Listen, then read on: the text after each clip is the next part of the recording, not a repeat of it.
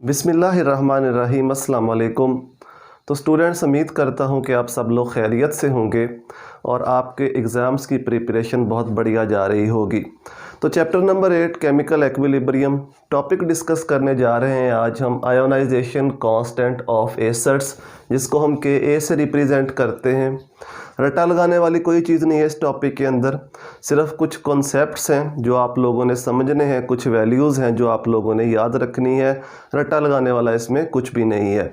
तो ionisation constants of acid को समझने के लिए पहले हम एसिड की डेफिनेशन देखते हैं कि एसिड होता क्या है। तो एसिड को हम इस तरह से डिफ़ाइन करते हैं कि एसिड एक ऐसी स्पीशी होती है जो वाटर के अंदर H पॉजिटिव आयन प्रोड्यूस करता है, या ऐसे कह लो कि acid H positive ion donate करने की सलाहियत रखता है। अब दो तरह के एसिड होते हैं, स्ट्रॉन्ग एसिड्स भी होते हैं और वीक एसिड्स भी होते हैं। स्ट्रॉन्ग एसिड्स बहुत कम हैं। स्ट्रॉन्ग एसिड्स ऐसे एसिड्स होते हैं कि जब हम उनको वाटर में डिसोसिएट करते हैं तो वो कम्प्लीटली आयोनाइज हो जाते हैं, मतलब जितने भी उनके पास H पॉजिटिव आयन होते हैं वो अलग हो जाते हैं, उनको हम स्ट्रॉन्ग एसिड्स कह देते हैं। लेकिन ज़्यादातर जो एसिड्स हैं वो वीक एसिड होते हैं। मतलब अगर हमने किसी एसिड के 100 मॉलिक्यूल्स वाटर में डिज़ोल्व किए तो अगर उसके पास 100 H पॉजिटिव आयन्स हैं तो वो 100 के 100 अलग नहीं होंगे, कंप्लीट एसिड आयोनाइज नहीं होगा। जो एसिड कंप्लीटली आयोनाइज नहीं होता, कंप्लीट H पॉजिटिव आयन्स नहीं देता, हम कहते हैं वो वीक एसिड है। तो ज़्यादातर एसिड्स वीक होते हैं। अब जो एसिड्स होते हैं उनकी स्ट्रेंथ भी एक जैसी नहीं होती। अगर हम वीक एसिड्स को भी कंपेयर करें तो उनकी स्ट्रेंथ एक जैसी नहीं होती। कोई वीक एसिड ज़्यादा H पॉजिटिव आयन, मतलब कोई 50% दे देता है, कोई 60%, कोई 55%। हर एसिड की अपनी अपनी स्ट्रेंथ होती है कि वो कितने H पॉजिटिव आयन डोनेट करने की सलाहियत रखता है। एसिड की जो स्ट्रेंथ होती है उसको हम एसिड का जो आयोनाइजेशन कांस्टेंट है Ka, इसकी मदद से रिप्रेजेंट करते हैं। Ka की वैल्यूज़ हमें बताती हैं कि कोई एसिड कितना स्ट्रॉन्ग या कितना वीक है, या अगर हमने दो एसिड्स को कंपेयर करना हो तो इन वैल्यूज़ की मदद से कंपेयर करते हैं। और हर एसिड के लिए Ka की जो वैल्यू है उसको एक्सपेरिमेंटली फाइंड आउट किया जाता है। तो जल्दी से हम देख लेते हैं Ka की कैलकुलेशन वगैरह कैसे करते हैं। सपोज़ हमारे पास कोई भी एक जनरल एसिड है Ha, ये एक जनरल एसिड है, इसको हमने वाटर के अंदर डिसोसिएट किया। वीक एसिड है तो ज़ाहिरी बात है कंप्लीटली आयोनाइज नहीं होगा। इसने H पॉजिटिव आयन दिया, वाटर ने H पॉजिटिव आयन को एक्सेप्ट कर लिया, तो ये हाइड्रोनियम आयन बन गया H पॉजिटिव आयन, और ये हाइड्रोक्साइड A नेगेटिव बन गया। ये एसिड ने H पॉजिटिव आयन दिया तो बाकी ये A नेगेटिव आयन बच गया। इसी इक्वेशन को हम वाटर के बगैर ऐसे भी लिख सकते हैं। अगर वाटर के बगैर एसिड की आयोनाइजेशन लिखनी है वो भी लिखी जा सकती है, दोनों तरीके से इसको लिख देते हैं। तो ये बनाएगा एसिड H पॉजिटिव आयन और साथ में ये A नेगेटिव आयन्स बनेंगे। अब इसका H पॉजिटिव आयन्स का और इस हाइड्रोनियम आयन का एक ही मतलब होता है, इस बात को जहन में रखना। इस तरह से लिखा हो हाइड्रोनियम आयन H3O पॉजिटिव, तो इसका मतलब ये हाइड्रोजन आयन्स ही होता है, H पॉजिटिव आयन्स ही होता है। इस तरीके से भी लिख लेते हैं, इस तरीके से भी लिख लेते हैं। इस चीज़ को लेके कंफ्यूज नहीं होना। स्टूडेंट्स अक्सर कन्फ्यूजन का शिकार रहते हैं कि कहीं ऐसे लिखा होता है, कहीं ऐसे लिखा होता है। तो अगर हम वाटर के लिहाज से आयोनाइजेशन कर रहे हैं तो फिर वाटर प्रोटॉन को एक्सेप्ट कर लेगा, H3O पॉजिटिव बन जाएंगे। अगर हम सिंपल एसिड को लेकर ही उसकी आयोनाइजेशन लिख रहे हैं, अब चूँकि हमने वाटर नहीं साथ लिखा तो हम H पॉजिटिव आयन को वैसे ही लिख रहे हैं। तो इसलिए इस तरीके से लिखा हो या इस तरीके से लिखा हो, इसका मतलब H पॉजिटिव आयन ही होता है। अब इसके लिए हम चूँकि ये एक रिवर्सिबल रिएक्शन है, वीक एसिड रिवर्सिबल रिएक्शन है, तो एक्विलिब्रियम आएगा। Kc की एक्सप्रेशन लिख लेते हैं। Kc इज़ इक्वल टू, ऊपर आ जाएंगे प्रोडक्ट्स यानी हाइड्रोनियम आयन, इसकी कंसंट्रेशन, ये A नेगेटिव आयन इसकी कंसंट्रेशन, इसके बाद Ha जो हमने एसिड लिया था उसकी कंसंट्रेशन, और वाटर की कंसंट्रेशन।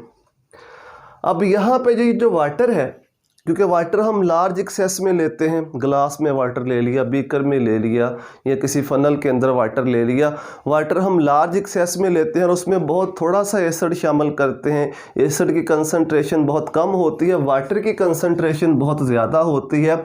चूँकि वाटर की कंसंट्रेशन बहुत ज़्यादा होती है तो इसको हम कांस्टेंट ही कंसिडर करते हैं। वाटर की कंसंट्रेशन को हम कांस्टेंट ही कंसिडर करते हैं, क्योंकि वाटर हमने लार्ज एक्सेस में लिया होता है। बहुत ज़्यादा वाटर लेके, बहुत ज़्यादा इसकी अमाउंट लेके उसमें बहुत थोड़ा सा एसिड डाला जाता है। तो यहाँ पे जो वाटर की कंसंट्रेशन है इसको हमने कांस्टेंट ही कंसिडर करना है। यहाँ पे लिख देते हैं जो कंसंट्रेशन ऑफ वाटर है इसको हमने क्या सपोज करना है, कांस्टेंट, कि ये कांस्टेंट ही, ये चेंज नहीं हो रही।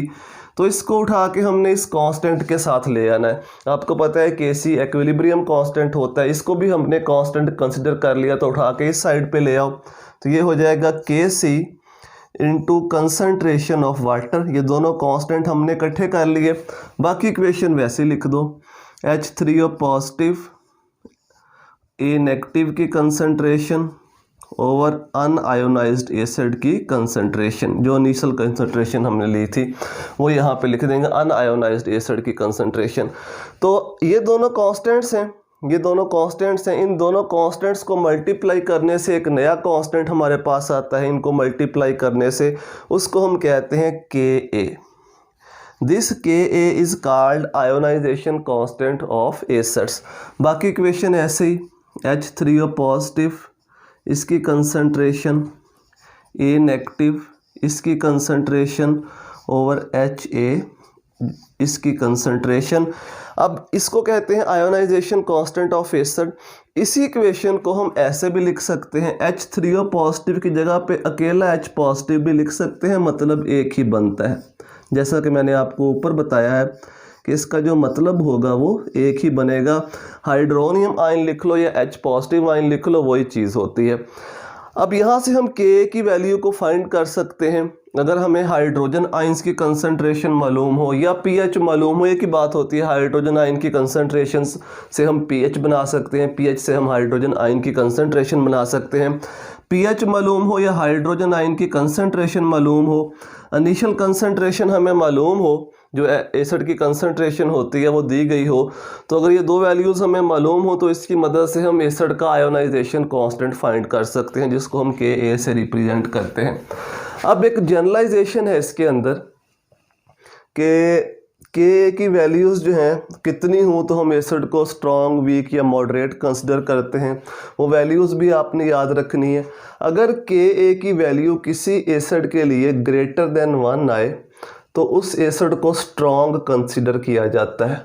हम कहते हैं ये स्ट्रॉन्ग एसिड है, इसकी जो Ka की वैल्यू है, जो आयोनाइजेशन कांस्टेंट है इस एसिड का, वो 1 से ज़्यादा है, यानी ये बहुत ज़्यादा हाइड्रोजन आयंस प्रोड्यूस करता है। फिर इसके बाद अगर Ka की वैल्यूज़ ये हों 1 to 10⁻⁻³ इनके दरमियान हो तो फिर ऐसे एसिड को हम मॉडरेट कंसिडर करते हैं, ना बहुत स्ट्रॉन्ग होता है और ना बहुत वीक होता है। और अगर Ka की वैल्यू लेस देन 10⁻³ हो तो ऐसे एसिड को हम क्या कंसिडर करते हैं, वीक एसिड कंसिडर करते हैं। तो ये आपने याद रखना है, MCQs में अगर पूछ ले तो इसको आपने जहन में रखना है। फिर इसके बाद मैंने आपको बताया कि तमाम जो एसिड्स होते हैं वो स्ट्रॉन्ग नहीं होते। स्ट्रॉन्ग एसिड्स बहुत कम हैं जो 100% वाटर के अंदर आयोनाइज हो जाते हैं। ज़्यादा एसिड्स वीक एसिड्स होते हैं जो कम्प्लीटली आयोनाइज नहीं होते। तो ऐसे एसिड्स जो कम्प्लीटली आयोनाइज नहीं होते फिर हम उनकी परसेंटेज आयोनाइजेशन निकाल सकते हैं। परसेंटेज आयोनाइजेशन यानी कोई एसिड जो है वो कितने % वाटर के अंदर आयोनाइज हुआ है। तो परसेंटेज आयोनाइजेशन निकालने के लिए हम क्या करेंगे, फार्मूला क्या होगा, नंबर ऑफ आयंस प्रोड्यूस्ड या कंसंट्रेशन ऑफ आयंस, इसको ऐसे भी लिख सकते हैं, नंबर ऑफ आयंस प्रोड्यूस्ड, फिर इसके बाद ओवर इनिशियल कंसंट्रेशन, उस एसिड की हमने इनिशियल कंसंट्रेशन कितनी ली है, उससे कितने आयंस प्रोड्यूस हुए, मल्टीप्लाइड बाय 100। तो इस फार्मूले के ज़रिए हम परसेंटेज आयोनाइजेशन निकाल सकते हैं, कोई भी एसिड कितने % आयोनाइज हुआ है। अब जो वीक एसिड्स होते हैं, वीक एसिड्स की आयोनाइजेशन डाइल्यूशन पर बढ़ती है, इसको हम कहते हैं ऑस्टवाल्ड डाइल्यूशन लॉ। ऑस्टवाल्ड डाइल्यूशन लॉ यानी वीक एसिड को अगर हम डाइल्यूट करें तो उसकी जो आयोनाइजेशन है वो बढ़ जाती है, इंक्रीज़ होना शुरू हो जाती है, और यहाँ पे चैटेलियर प्रिंसिपल का इस्तेमाल होता है। इसी चैप्टर में हमने पढ़ा, अगेन मैं यहाँ पे एक जनरल लिख देता हूँ। ये हमारे पास एक वीक एसिड है, वाटर में डाला, वाटर में डाल के इसको आयोनाइज करवाया तो इसने H पॉजिटिव आइंस प्रोड्यूस किए और साथ ये इनएक्टिव आइंस बने। अब ये एक वीक एसिड है, जारी बात है कंप्लीटली आयोनाइज नहीं होगा, इक्विलिब्रियम आ जाएगा। डिल्यूशन का मतलब है कि हमने इसमें मज़ीद वाटर ऐड करना शुरू कर दिया। अब चैटेलियर प्रिंसिपल हमें ये कहता है कि अगर हम रिएक्टेंट वाले साइड पे कोई चीज़ ऐड करते हैं तो जो इक्विलिब्रियम है वो फॉरवर्ड डायरेक्शन में शिफ्ट होता है।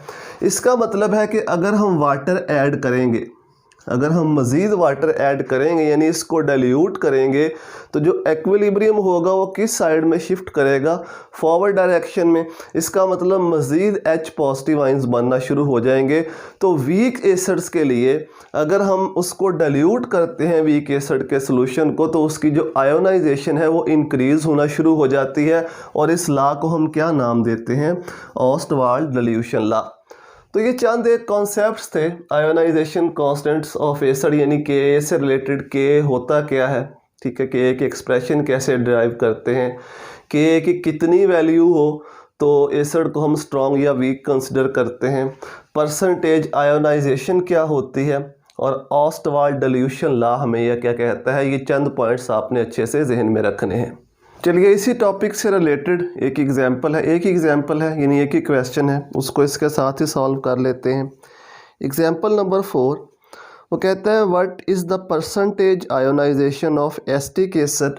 एसिटिक एसिड की उसने कहा है परसेंटेज आयोनाइजेशन मालूम करो। एसिटिक एसिड का फार्मूला होता है CH3COOH। एसिटिक एसिड एक वीक एसिड है, आयोनाइज होगा तो ये आइंस प्रोड्यूस करेगा, ठीक है, एसीटेट आइन और ये H पॉजिटिव आइन।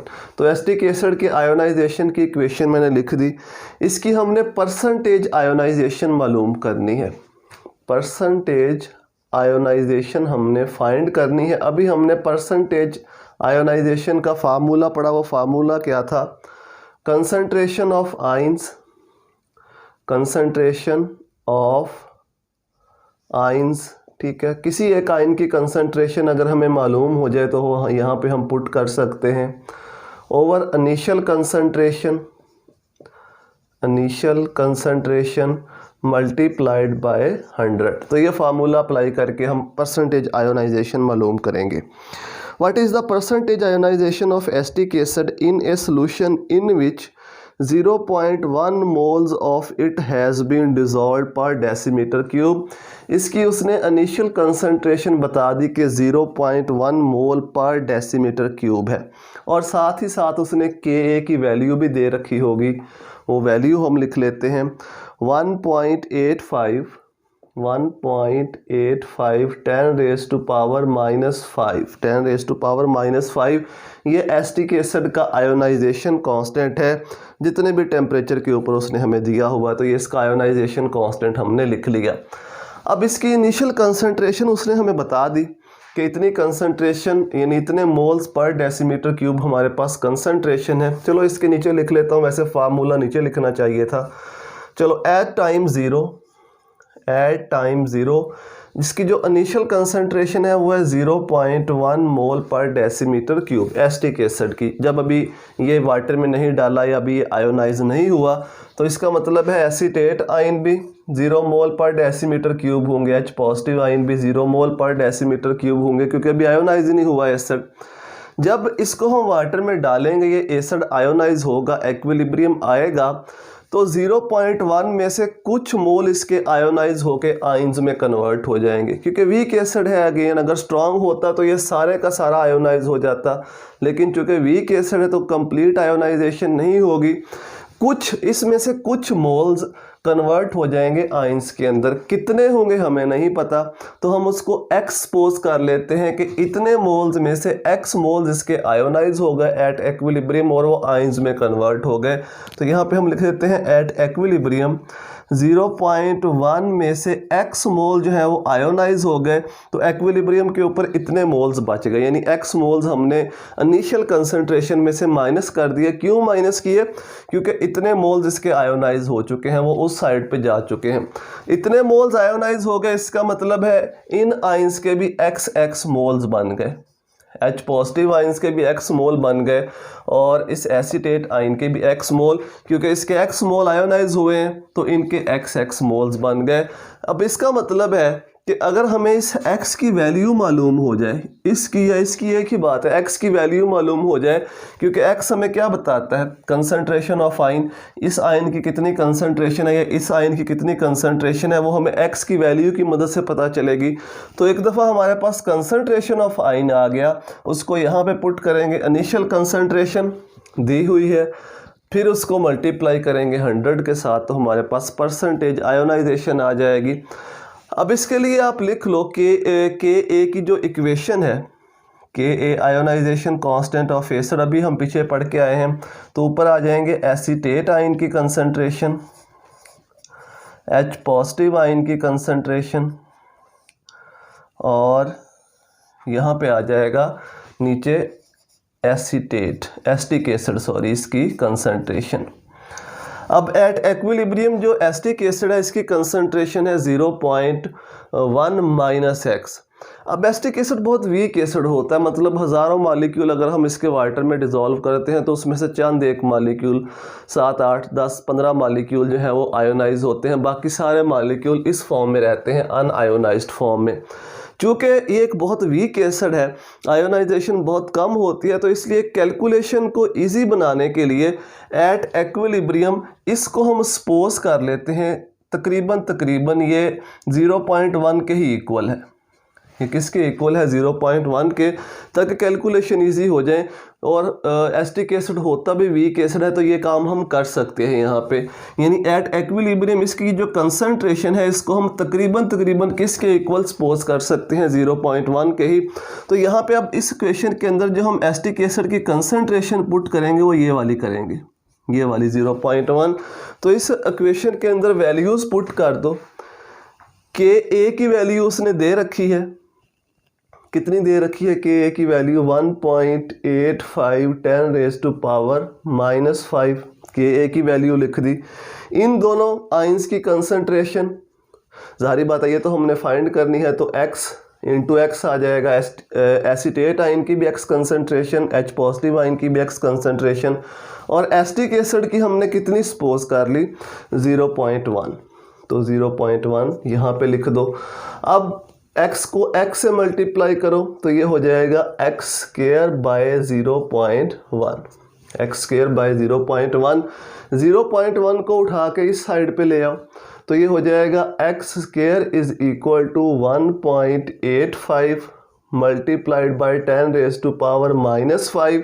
0.1 को जब इधर लेके आएंगे ये डिवाइड हो रहा है, ये मल्टीप्लाई हो जाएगा, मल्टीप्लाइड बाय 0.1।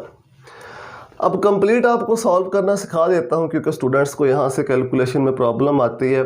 0.1 अगर हमने इस पॉइंट को ख़त्म करना है तो आपको पता है पॉइंट को ख़त्म करेंगे तो ये हो जाएगा 1/10, ऐसे ही होगा। पॉइंट को ख़त्म करेंगे, पॉइंट की जगह पे 1 आ जाएगा, उसके बाद जितने भी हिस्से होते हैं उतने 0 आ जाते हैं। तो यहाँ से पॉइंट को ख़त्म किया, 1 आ गया, उसके बाद 1 है, 1 की जगह पे 0 आ गया, तो पॉइंट को हमने ख़त्म कर दिया। ये हो गया 1/10। अब 1/10, इस 10 को अगर हम ऊपर लेके जाएं, इस 10 को अगर हम ऊपर लेके जाएं, यहाँ पे 10 रेज़ टू पावर 1 है, ऊपर जाके क्या हो जाएगा? 10 रेज़ टू पावर -1। -5 पहले ही ऊपर है, एक और माइनस ऊपर आ गया, कितना हो गया? 10 रेज़ टू पावर -6। तो ये हो जाएगा x square is equal to 1.85 multiplied by 10 raise to power -6। इस 10 को भी हमने ऊपर ले जाना है, यहाँ पे पावर +1 है, ऊपर जाके क्या हो जाएगी? -1। तो 10 रेज़ टू पावर -1 और 10 रेज़ रेस्ट पावर -5 और 10 रेस्ट पावर -1 कितना हो जाएगा, 10 रेस्ट पावर -6 हो जाएगा। पावर्स को ऐड कर दो और ये 1 है तो 1 से मल्टीप्लाई करेंगे तो कोई फ़र्क नहीं आएगा, तो सिंपल ये हमारे पास वैल्यू बन जाएगी। अब हमने स्क्वायर ख़त्म करना है तो दोनों साइड पे स्क्वायर रूट ले लो, इस साइड पे भी और इस साइड पे भी। ये स्क्वायर से स्क्वायर रूट ख़त्म हो जाएगा तो x की जो हमारे पास वैल्यू आ जाएगी वो बनती है 1.3 10 रेज़ टू पावर -3 मोल्स। ये हमारे पास कंसंट्रेशन आ गई, कंसंट्रेशन ऑफ आयन यानी x की वैल्यू आ गई। मैंने आपसे यही कहा था कि हमने x की वैल्यू निकालनी है। x की वैल्यू हमें क्या बताती है, कंसंट्रेशन ऑफ आयन के कितने आयन्स प्रोड्यूस हुए हैं। x की वैल्यू आ गई। अब ये यहाँ पे पुट करो, ठीक है, और परसेंटेज आयोनाइजेशन निकाल लो। तो percentage ionisation concentration of ion 1.3 10 raise to power -3 over initial concentration 0.1, ठीक है, मल्टीप्लाइड बाय 100। अब इसको कैलकुलेटर की मदद से आप इजीली सॉल्व कर सकते हो। नहीं कर सकते तो देख लो इसको कैसे सॉल्व करेंगे। अगेन इस 0.1 का ये पॉइंट ख़त्म करेंगे तो बाय 10 हो जाएगा, ऐसे ही होगा जैसे हमने यहाँ पे किया, बाय 10 हो जाएगा। अब ये डिनोमिनेटर का भी डिनोमिनेटर है तो ये ऊपर चला जाएगा नोमिनेटर के साथ, तो ये 10 यहाँ पे आके मल्टीप्लाई हो जाएगा, नीचे सिर्फ 1 बच जाएगा। ये हो जाएगा percentage ionisation is equal to 1.3 10 raise to power -3 multiplied by ये वाला 100 और ये 10 भी ऊपर ही आ जाएगा इसके साथ और ये मल्टीप्लाइड बाय 10 हो जाएगा, ठीक है। ये 1 नीचे बचेगा, उसको लिखने की ज़रूरत नहीं है, 1 से डिवाइड करेंगे तो आंसर उतना ही रहेगा। अगेन इसको फर्दर सॉल्व कर लो, 1.3 10 रेज़ टू पावर -3, ये 100 है, 100 क्या होता है 10 raise to power 2, 10 raise to power 2 किसके इक्वल होता है 100 के। ये 10 रेज़ टू पावर 2, ये 10 रेज़ टू पावर 1, ये कितना हो जाएगा 10 रेज़ टू पावर 3, कितना हो जाएगा 10 रेज़ टू पावर 3। ये 10 रेज़ टू पावर -3, ये 10 रेज़ टू पावर +3, ये कैंसिल आउट हो जाएंगे, ठीक है, -3 पावर +3 पावर कैंसिल आउट हो जाएंगे। तो ये हमारे पास जो परसेंटेज आयोनाइजेशन बचेगी वो बच जाएगी, यहाँ पे 1 आ जाएगा, परसेंटेज आयोनाइजेशन 1.3 हमारे पास आंसर आ जाएगा, 1.3 इसका आंसर होगा। इसका मतलब है कि अगर हमारे पास एसिटिक एसिड के 1000 मालिक्यूल हूँ या 100 मालिक्यूल हूँ, अगर हमारे पास एसिटिक एसिड के, चलो 1000 देख लेते हैं, अगर 1000 मालिक्यूल हूँ तो उसमें से सिर्फ 13 मालिक्यूल आयोनाइज होंगे एसिटिक एसिड के, या 100 मालिक्यूल अगर हूँ तो उसमें से 1.3 मालिक्यूल सिर्फ एसिटिक एसिड के आयोनाइज होंगे, इस फॉर्म में जाएंगे आयोनाइज होकर, बाकी सारा एसिड जो होगा वो अनआयोनाइज्ड फॉर्म में रहेगा। तो इस तरह से वीक एसिड की हम परसेंटेज आयोनाइजेशन को कैलकुलेट कर सकते हैं। एक ही एग्जांपल है, जाहिर बात है आउट ऑफ बुक तो आपको वो क्वेश्चन पूछ नहीं सकता, तो अगर पेपर में ये वाला क्वेश्चन आएगा तो एज सच ऐसे ही आएगा, एक ही क्वेश्चन है इस टॉपिक से रिलेटेड। बहुत अच्छे से मैंने आपको कैलकुलेटर के बगैर सॉल्व करना समझा दिया, क्योंकि अक्सर स्टूडेंट्स को कैलकुलेटर से भी सॉल्व करना नहीं आ रहा होता, तो यहाँ से आप इजीली इसको सॉल्व आउट कर सकते हैं, ये लास्ट वाले जो चंद स्टेप्स हैं। तो उम्मीद है कि ये टॉपिक आपको बहुत अच्छे से समझ में आ गया होगा। अगर आपको ये वीडियोस हेल्पफुल लगती हैं तो वीडियो को लाइक लाजमी कर दिया करें, दोस्तों के साथ शेयर भी कर दिया करें। दुआओं में याद रखिएगा। अल्लाह हाफिज़।